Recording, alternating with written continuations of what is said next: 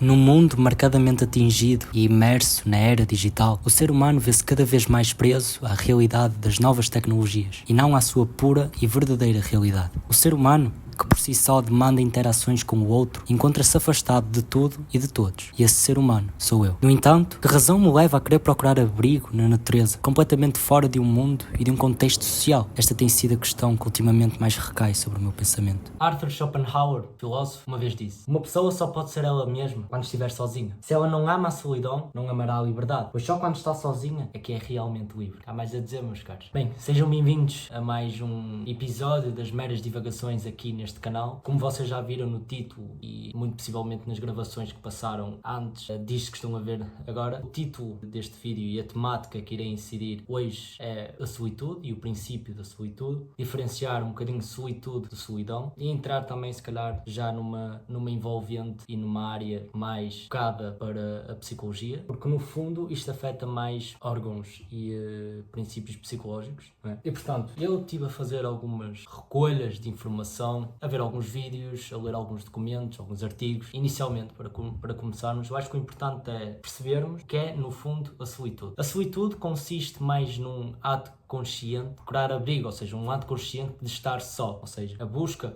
pelo próprio ser humano, pelo próprio ser, pela própria pessoa, de estar só conscientemente, voluntariamente. Isto como também procura como um crescimento pessoal e um momento de autorreflexão e de introspeção. Já a solidão já é mesmo a ausência de companhia, mas a ausência de companhia mais além. Ou seja, aqui a tendência é as pessoas confundirem muito porque no fundo os conceitos, os termos são bastante semelhantes, mas muito opostos simultaneamente. Os dois praticamente salientam o facto da ausência ou de contacto com outros seres humanos, mas a solidão já leva isso para outro rumo. Porque a solidão, uma pessoa realmente só e que não demanda e não busca qualquer tipo de importância em estabelecer contacto com outros seres humanos e não promover diálogos com os mesmos, isso pode levar a casos mais frustrantes, não é? E aqui é que realmente incide a psicologia, não digo só na solidão, mas na solitude também, mas eu acho que a solitude seja algo mais vantajoso, apesar que a solitude também tem as suas desvantagens, e fiquem aí, eu irei referir algumas delas, apesar que na minha humilde opinião, a solitude traz mais vantagens do que desvantagens, e eu, no que toca à solitude, ligo mais para as vantagens do que para si só as desvantagens. Mas a solidão, lá está. Solidão, não vou dizer a prática da solidão, porque uma pessoa não pratica solidão, ao contrário da solitude, lá está. Porque normalmente na solidão,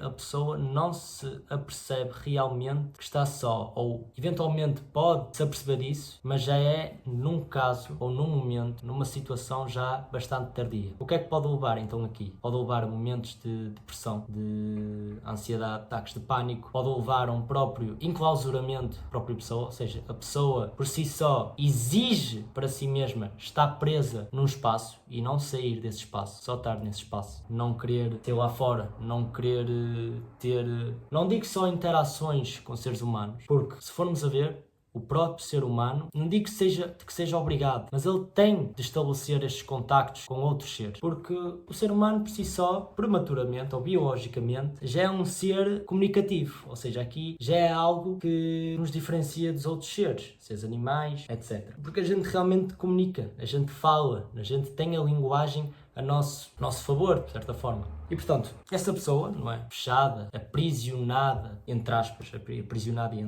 num espaço, pode então realmente ficar num estado deplorável e crónico, não é? Num estado que psicologicamente abala a pessoa e a deterioriza cada vez mais e a fragmenta, lá está. E portanto, temos então aqui este confronto entre solidão e solitude. E eu vou-vos ler aqui só um bocadinho de um documento que, se de alguma forma eu conseguir, irei deixá-lo aqui na descrição do vídeo, que é um documento que fala sobre solidão, solitude e aborda o processo da psicanálise. Foi um processo, lá está, fundado, e uma teoria, lá está, fundada por Sigmund Freud, é? Pai da psicanálise, não é? E um ilustre no ramo da psicologia. E portanto, aborda aqui, a solidão é um tema amplamente explorado pela psicanálise, é frequentemente associado a sentimentos de vazio e isolamento. Contudo, é importante diferenciar solidão e solitude, que é um termo mais recente que fala de uma escolha consciente de estar só para promover a autorreflexão e o crescimento pessoal. Sigmund Freud não abordou diretamente a solidão como assunto isolado, mas as suas teorias sobre o inconsciente e a dinâmica dos relacionamentos interpessoais fornecem uma base para compreender as suas nuances. Segundo Freud, o desejo humano por conexão é fundamental, mas a busca por autoconhecimento requer momentos de isolamento, sugerindo que ela pode ser uma expressão saudável da autonomia do ego. Lá está. Isto também vemos, se calhar, num exemplo prático. Por vezes, se formos a ver, e reflitam sobre isto, porque a mim isto já aconteceu. E acontece, às vezes sem eu me aperceber, e outras vezes até tomo própria consciência disso e consigo-me aperceber até a tempo. Que é, numa festa, imaginemos o cenário de uma festa, cenário festivo, com imensa gente a divertir-se, a dançar, a cantar, tudo que envolva esse cenário de festas. Pensem numa festa.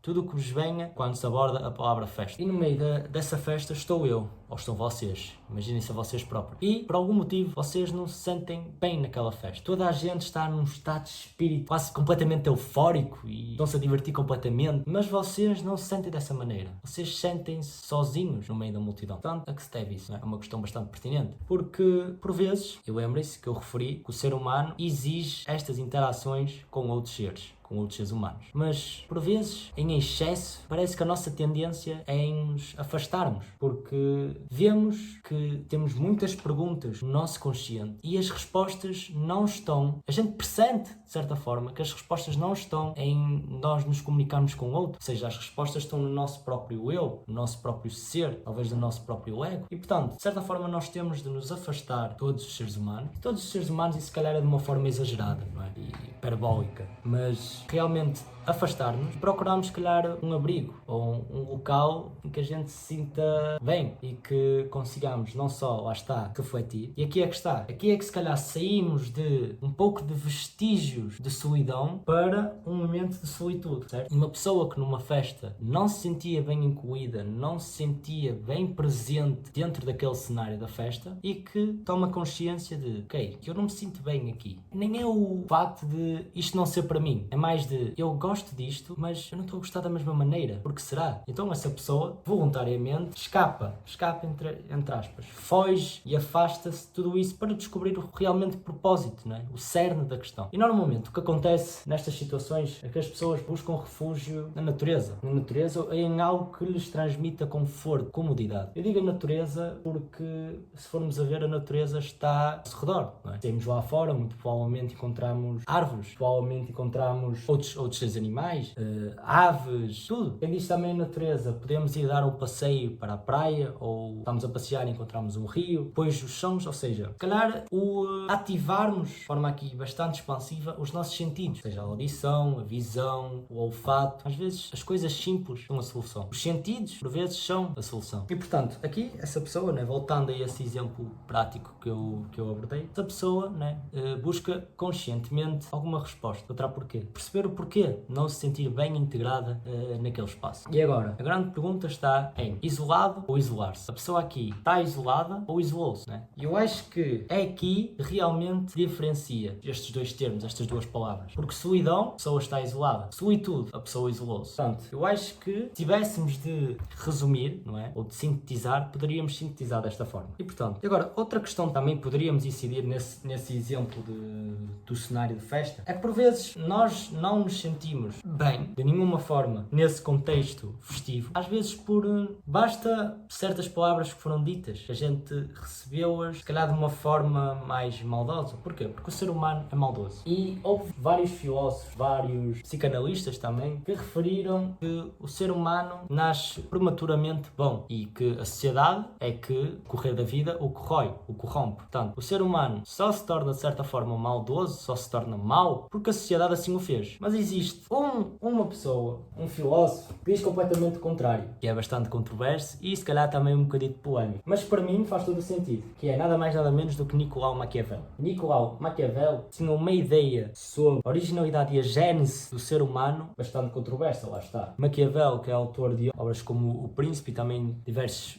discursos e escritos políticos. Não é necessariamente esta citação, mas eu vou introduzir aqui. Não era bem esta citação que eu queria queria encontrar, porque eu já me lembro de me aparecer assim citações de obras de Maquiavel que realmente referia sobre isso, o facto do ser humano ser maldoso. Porque lá está, Nicolau Maquiavel contrariava tudo isso, não é? Todas aquelas pessoas, todos aqueles filósofos, todos aqueles psicanalistas que diziam que biologicamente o ser humano nasce bom e a sociedade é que o torna mau, mas Maquiavel dizia que o ser humano já nasce mau e que tem por isso essa busca, ou seja, tem de vir intrinsecamente dele em tentar ou procurar ser bom. Isso para mim abre janelas de uma forma que faz todo sentido, porque às vezes nós não devemos tomar tudo por garantido. Certo? Eu por vezes gosto de pensar, porque, ser honesto, eu não gosto muito de pessoas, mas gosto de seres humanos. Vocês estão agora, o quê? Tu não gostas de pessoas, mas gostas de seres humanos? Então as pessoas não são seres humanos? Não, porque para mim o ser humano é realmente ter todas as bases, de certa forma, já fundadas. Porque, e agora vocês dizem, mas não somos todos nós seres humanos? Não, eu acredito que somos todos pessoas. Somos todas pessoas. Tão simples como isso. E acho que nós, durante o nosso percurso de vida, nós tentamos chegar ao ser humano. Porque o ser humano é que é, se calhar, realmente aquela base, não é? Ou aquele pilar que não se abala e não cai. Portanto, nós queremos chegar, se calhar, a esse ponto de estarmos, de termos um autoconhecimento tal que, de certa forma, nada nos fragiliza. É por isso que, para mim, ou seja, tomo por garantido, ou por vezes não tomo por garantido, é o seguinte: eu não tenho de respeitar uma pessoa se a pessoa não tem respeito por mim, certo? E acho que também começa um pouco por aí. E também nós devemos, eu acho que é um pouco disso, porque pegando nessa filosofia de Maquiavel, pensem, estamos, sei lá, num auditório com imensas pessoas à nossa frente e o nosso pensamento é, todas estas pessoas são maldosas. Tomamos deste pressuposto que todas as pessoas são maldosas, certo? Porquê? Porque acho que é também uma forma de nós nos sentirmos seguros e de nos assegurarmos de que, ok, aquela pessoa tem de mostrar o contrário, tem de mostrar que realmente não é maldosa. Porque se formos a ver, o ser humano realmente é maldoso. Cada um de nós tem no nosso interior algo de muito maldoso, mas algo de maldoso que é o que nós realmente somos. Já diziam vários filósofos e vários psicanalistas que é que nós temos uma sombra dentro de nós e essa sombra é algo, ou se calhar assim, uma entidade, entre aspas, que nós escondemos do mundo e por vezes até escondemos de nós próprios. Nós é que temos de, às vezes, até entrar nos confins do nosso ser, do nosso eu, procurar bem aqui em tudo para percebermos que nós temos esta sombra, que não se tem de tornar uma sombra, tem sim de se tornar uma luz. Porque às vezes é essa pitada de sombra, é essa entidade sombria que nós temos dentro de nós, que é aquilo que, se realmente nós aceitarmos, faz ali, de certa forma, quase como um impulso, ou um botão, aqueles botões vermelhos que não se deve carregar, mas aqui é esse botão vermelho que se deve carregar para, de certa forma, nos impulsionar para sermos cada vez mais seres humanos. Lá está. Mas antes de entrarmos para aí para a sombra, vou então aqui citar então a tal frase de Maquiavel, de umas das obras de Maquiavel, da obra Príncipe, que eu por acaso ainda não li, mas tenho muito gosto em ler essa obra também, mas já ouvi assim um bocadinho sobre Maquiavel, lá está, muito pouco, não tenho muito fundamento, mas gostava de explorar muito mais sobre todo o universo de Nicolau Maquiavel. E temos aqui esta citação, que não é realmente a que eu estava à procura, mas se eventualmente encontrar eu coloco aqui alguns, mas a citação é: o ser humano é um animal político, o homem é necessariamente governante ou governado. Lá está. Nós temos sempre isso. Ou às vezes nós somos suzeranos, não sei se é bem esta palavra, ou seja, nós por vezes estamos à mercê de outras entidades superiores e de pessoas supremas, ou por vezes nós é que nos colocamos nesse patamar, porque a gente tem sempre esta busca por poder, queremos sempre mais e mais, e é algo que às vezes não me faz realmente chegar aqui. Como é que nós temos sempre esta tendência a sermos um ser totalmente poderoso, a termos à nossa frente todas as pessoas a fazerem vénia para nós, a sermos de certa forma venerados, sermos heróis, mas no fundo não seremos bem heróis, seremos se calhar mais ditadores ou quase imperadores do nosso império mental, não é bem império a nível territorial. Isso é uma citação e Nicolau Maquiavel aborda muito isso. Lá está. Agora, abordando daquela temática da sombra, não é? Há um psicanalista que eu, lá está, estive a ver vários vídeos e a informar muito sobre, apesar que ainda sei muito pouco, depois de todas essas pesquisas é muito pouco ainda, que é nada mais nada menos que o psicanalista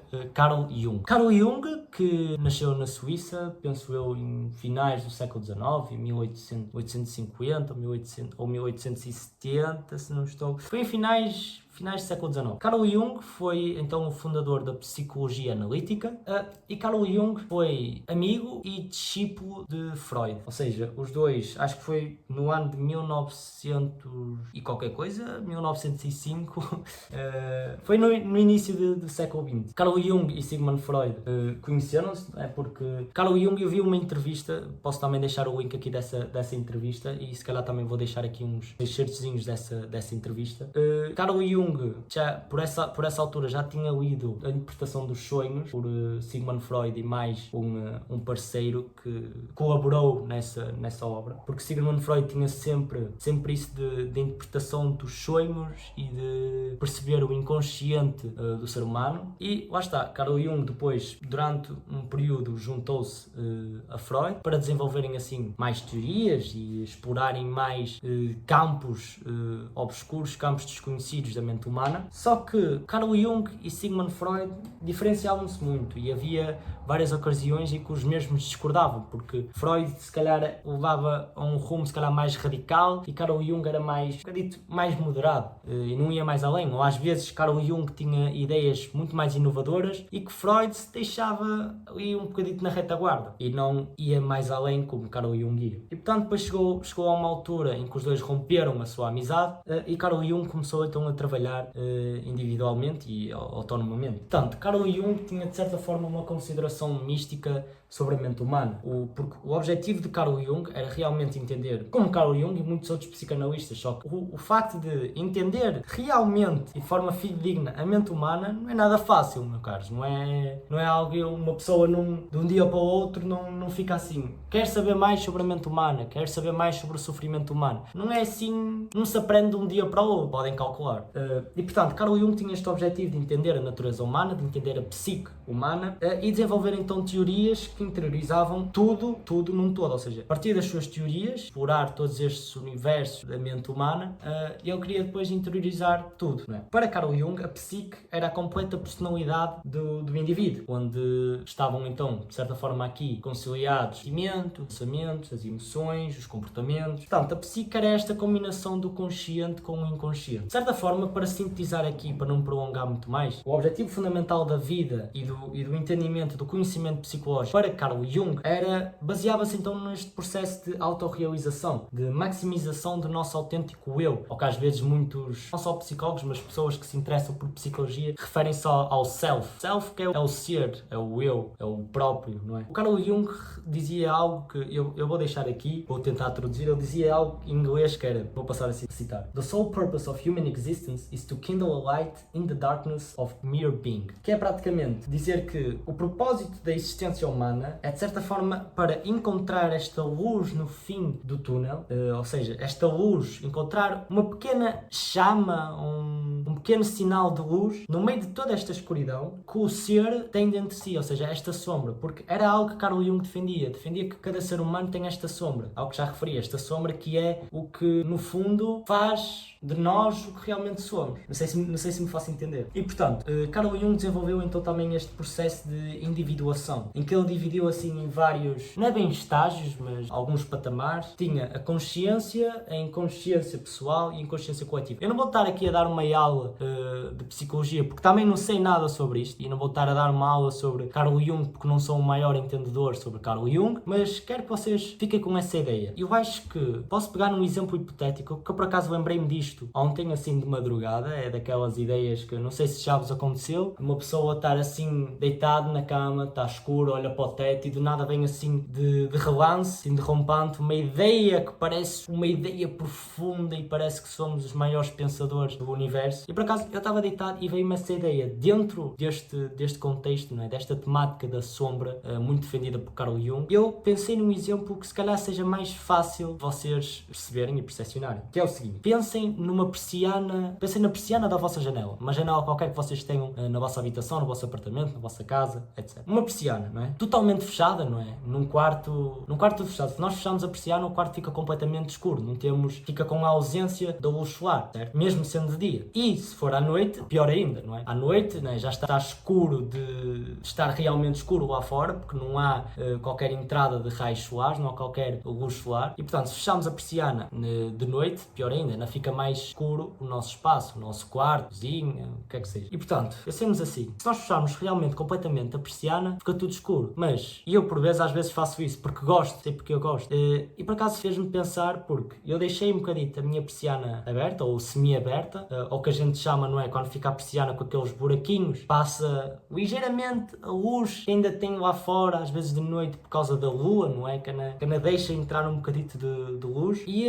fez-me pensar realmente sobre isso. Que no fundo, nós só deixamos que esta sombra nos consuma por nós mesmos. Porque é uma escolha nossa. Porque isto também vai entrar num pouco de matemática com um colega meu, o Carlos, falou no seu vídeo mais recente, que eu por acaso já assisti hoje de manhã, que é o peso das nossas escolhas. Eu vou deixar aí o canal dele. Eu normalmente já deixo o canal dele aí na descrição, mas vou deixar mais uma vez. Vão lá dar uma vista de olhos nesse vídeo, que é o vídeo mais recente dele, que foi publicado, em que ele fala muito sobre isso do peso das escolhas. É uma verdade. E acho que também posso aqui, de certa forma, interligar aqui um pouco entre a sombra e o facto de nós escolhermos que essa sombra nos consuma, quando no fundo nós devemos aceitar essa sombra. E, pegando nesse exemplo hipotético da persiana, se nós abrimos um bocadinho, passa um bocadinho de luz. Portanto, de certa forma, calhar a solução, lá está, atenção, vou deixar aqui claro, que normalmente eu não deixo claro nos meus vídeos, é que isto aqui não passam de meras divagações, é aquilo que eu penso no momento, aquilo que eu defendo no momento, e que amanhã já pode ser completamente diferente, já me posso contrariar e já não acredito, nem acredito, já não acho que seja da mesma forma. Portanto, eu acho que é importante às vezes deixar aqui, não é? Mas se vocês estão a ouvir isto e entrou por um ouvido e ficou lá, bom, vocês peguem nisso, reflitam à vossa maneira, não é? E tirem as vossas próprias conclusões. Vocês não levem por garantido aquilo que eu estou a dizer, não é? Não levem por garantido a minha conclusão só porque eu estou a dizer que é isto, é porque tem de ser isto. Não. Prefiro 1000 vezes que vocês me refutem, cheguem à vossa própria conclusão. Mas lá está. Onde é que eu estava? Estava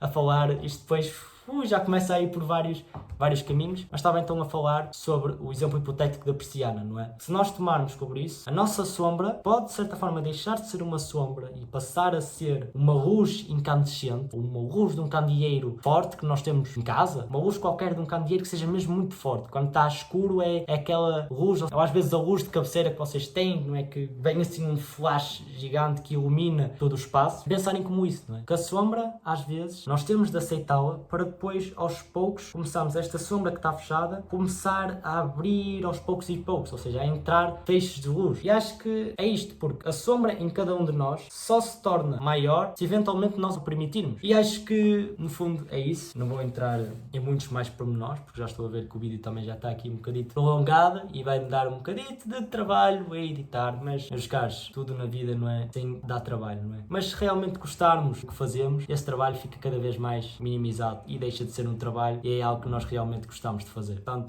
fiquem com essa. Para terminar, e dentro da temática principal aqui deste vídeo, não é? Que foi a solidão e a solitude, vou só citar aqui um pouco do livro que eu ainda estou a ler, porque ainda continuo a ler Um Sopro de Vida, de Clarice Lispector. Tem sido, não digo que é um desafio, mas tem sido, é aquilo como eu disse, aqui era, eu até tenho aqui apontado a minha parede, que é um sopro, um descanso e um avanço na vida. Tem muito disto, também é um pouco também da linguagem e da pontuação utilizada por Clarice Lispector. Mas eu não vou estar aqui a entrar, talvez para outro vídeo, e eu deixo falar e abordar sobre Clarice Lispector. Mas vou pegar então aqui na citação, refere muito sobre isto de solidão, principalmente da solidão e do facto de nós buscarmos ou termos esta tendência para nos isolarmos dos outros. Procuro-me manter isolada contra a agonia de viver dos outros. E essa agonia que lhes parece um jogo de vida e morte mascara uma outra realidade. Tão extraordinária essa verdade que os outros cairiam de espanto diante dela, como num escândalo. Enquanto isso, ora estudam, ora trabalham, ora amam, ora crescem, ora se afanam, ora se alegram, ora se entristecem. A vida, com letra maiúscula, nada pode mudar, porque vou confessar que também eu devo ter entrado por um beco sem saída como os outros, porque noto em mim, não um bocado de fato, e sim procuro quase tragicamente ser. É uma questão de sobrevivência, assim como a de comer carne humana quando não há alimento. Luto não contra os que compram e vendem apartamentos e carros e procuram se casar e ter filhos, mas luto com extrema ansiedade por uma novidade de espírito. Cada vez que me sinto quase um pouco iluminada, vejo que estou tendo uma novidade de espírito. E é isto. É nós procuramos esta luminosidade, procuramos iluminar o nosso ser, iluminar a nossa sombra, para então despertarmos, entre aspas, para o mundo, não é? Portanto, é isso. Vou deixar aqui com mais algumas filmagens, mas é isso. Obrigado mais uma vez por terem estado desse lado, para as novas pessoas que eventualmente poderão entrar aqui no canal. Eu sou o João Pereira, faço estes tipos de vídeos ao acaso, quando bem me apetece, e pronto, falo um bocadinho sobre a vida e sobre temas que por vezes pesam sobre o meu consciente, e depois vou buscar as entranhas do meu inconsciente, não sei como, mas vou lá buscar as entranhas do meu inconsciente para de certa forma conjugar entre o que eu estou conscientemente a pensar e o que eu estou inconscientemente a pensar. Portanto, é isso.